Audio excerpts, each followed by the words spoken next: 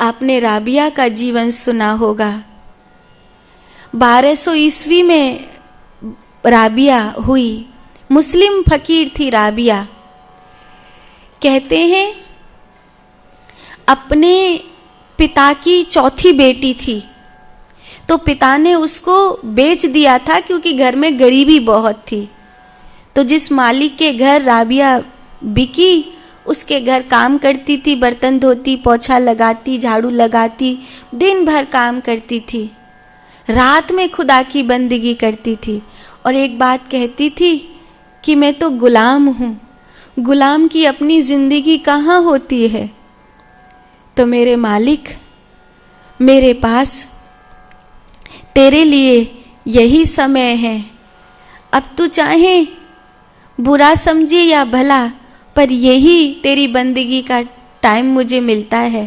रात में बैठती थी। राबिया को कई बार उसका मालिक मारता था, क्योंकि राबिया झाड़ू पोछा बर्तन आदि तो सब करती थी, लेकिन अपने मालिक को शरीर से खुश नहीं करती थी। राबिया को जितनी बार उसके मालिक ने पकड़ा, उतनी बार वो भाग जाती थी। तो एक दिन राबिया को बहुत मार पड़ी। बहाने बहाने से उसका मालिक मारता था कि इतने पैसे देके खरीदा है, किसी काम की नहीं है मेरे। तो राबिया रात में बैठकर आंखों में आंसू भर के रो रही थी, मालिक सुना है सब तेरे गुलाम हैं, पर मैं तो तेरे गुलाम की गुलाम हूं, मुझे कब गुलामी से आजादी मिलेगी? मुझे अपने घर क्यों नहीं बुला लेता? और वो बैठी थी खुदा की बंदगी में।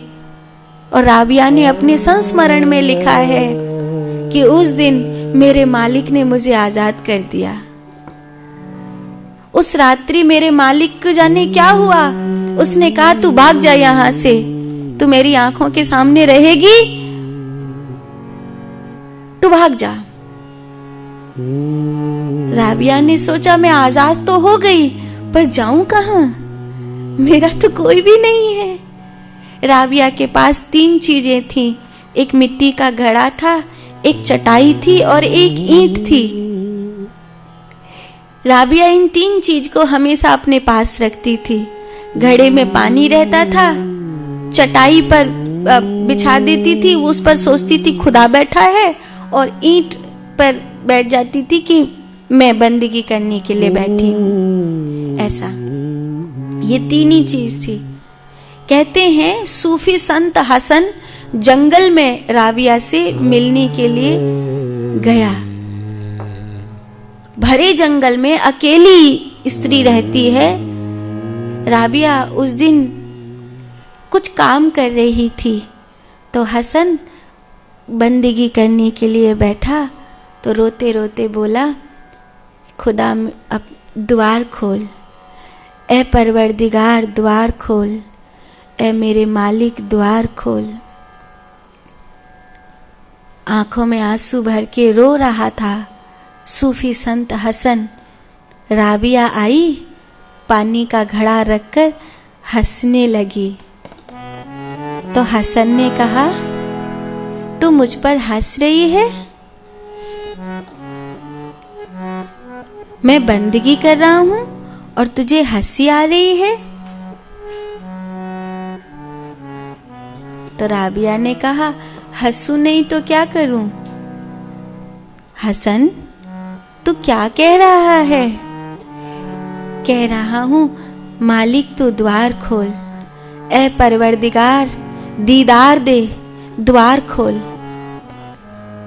तो राबिया कहती है, इसीलिए तो हंस रही हूं कि अरे बावरे आंख खोल, खुदा ने द्वार बनाया ही नहीं है, खुदा ने द्वार बनाया ही नहीं है। तू द्वार खोलने की कह रहा, द्वार है ही नहीं, तू आंख खोल। हसन ने राबिया की कुरान देखी, तो राबिया ने पूरी कुरान में जहां जहां काफिर शब्द था वहां वहां काट रखा था। हसन ने पूछा कि कुरान में कुछ काटना ये ठीक नहीं है, ऐसा क्यों किया राबिया तूने? तो राबिया कहती है, जिस दिन से वो मिला उस दिन से कोई काफिर दिखाई ही नहीं देता, और जब मेरी आंख को कोई काफिर नहीं दिखाई देता तो फिर इस कुरान में काफिर का क्या काम, इसीलिए मैंने काफिर हटा दिया। ये कथाएं मैं आपको इसलिए सुना रही हूं, भक्तमाल में ये कथाएं इसलिए गाई गई हैं ताकि हमें एक आसरा मिले कि अगर एक नौकरानी जो बिक चुकी थी वो अगर परमात्मा को पा सकती है, जिसका कोई सहारा नहीं था उसको अगर सहारा मिल सकता है, तो फिर हमें क्यों नहीं?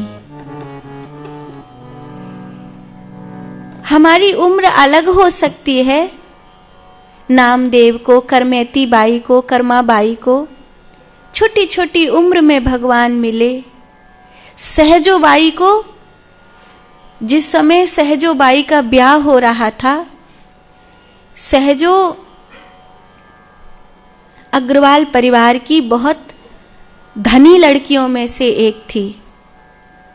उसका ब्याह हो रहा था, इतनी धूमधाम से उसका ब्याह हो रहा था, बारात सजकर आ रही थी।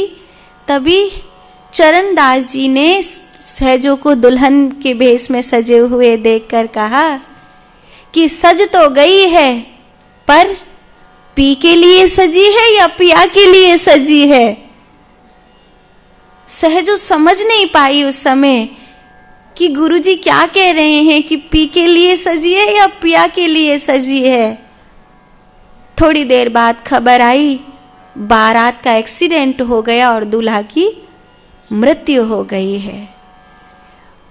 मंडप में पहुंचने से पहले ही सहजो विधवा हो गई। 11 वर्ष की उम्र थी और उस दिन से सहजो ने गुरु चरणदास के जीवन में चरणों में अपना जीवन समर्पित किया।